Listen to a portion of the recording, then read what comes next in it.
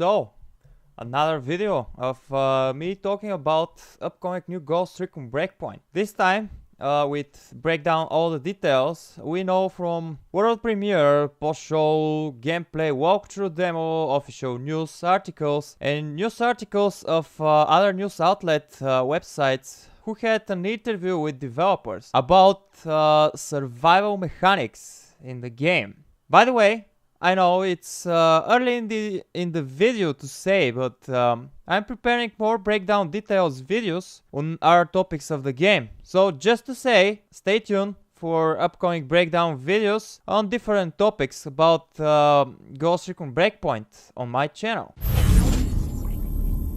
Okay, guys and gals, let's kick off this video with breakdown details about health damage, injuries, and terrain in terms of survival. So there will be health damage and injuries. So far there aren't many details about the health and how it will work. Health damage you can take from a hit, but what I understand, it will be a base stat and probably will have something to do with the class you pick to play. On the other hand, we know a bit more details about injuries. Let's now talk about how you can get injured. When your ghost takes damage, they may also become injured. Those injuries will slow you down and reduce your combat effectiveness. For example, taking a bullet in the leg can impair things like movement and aim, as the way I understand will reduce some of your stats. If you're wounded in battle, you have to crawl to safety of cover to heal yourself. If a teammate goes down, you will need to pick them up and carry them to a safe place before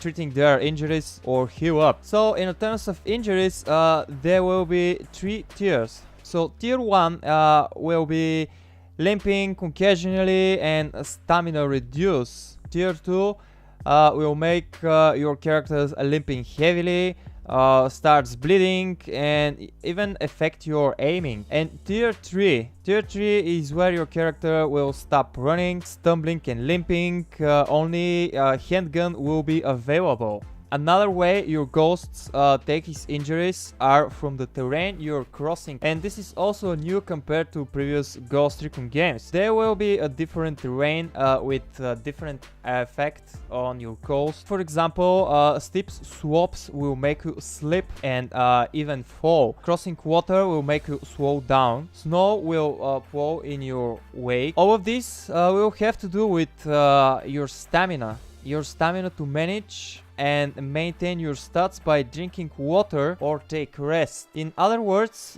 you won't be sprinting up every mountain side or down every slope you encounter. Climbing uphill will exhaust your stamina and slows your movement. And here as well, the class you pick to play will have its own stats like weight that will affect how fast your stamina will drain while climbing or going down the slopes. So, if you miss to manage your stamina or made a wrong step on your way, will result in injuries, or even you can get detected by enemies. By the way, one more thing I have just found while making the video: you can still driving vehicles besides your condition. So if you are injured, you still can take a vehicle and cross the map. Okay, from everything above, managing your stamina will be essential to survive and keep your stats at peak level as well.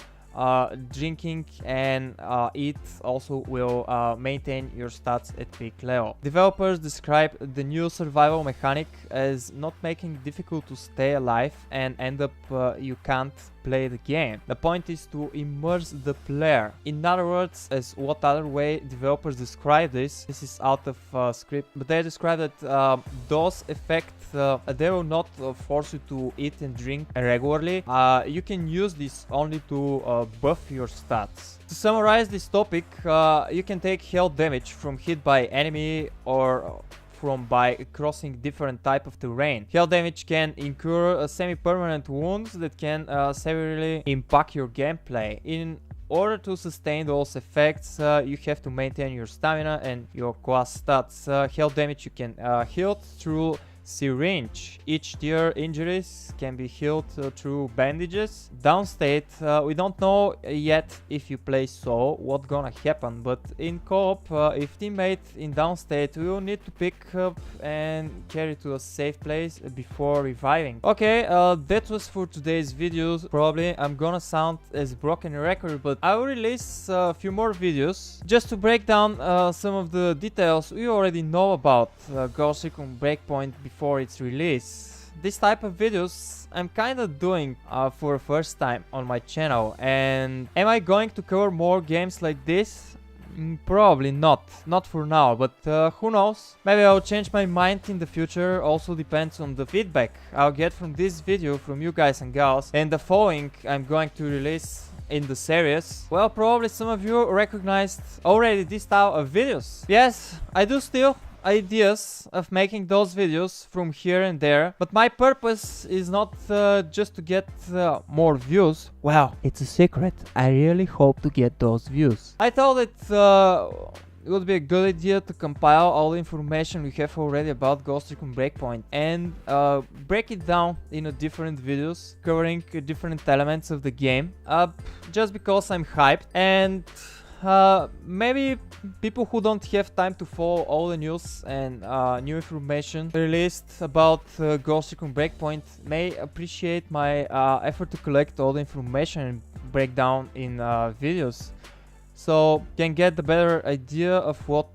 can expect from the new upcoming Ghost Recon by saving their time to read all the articles, watch again all the official videos, and probably decide earlier if this is the game they want to play at release. With all that said, guys and gals, thanks for watching.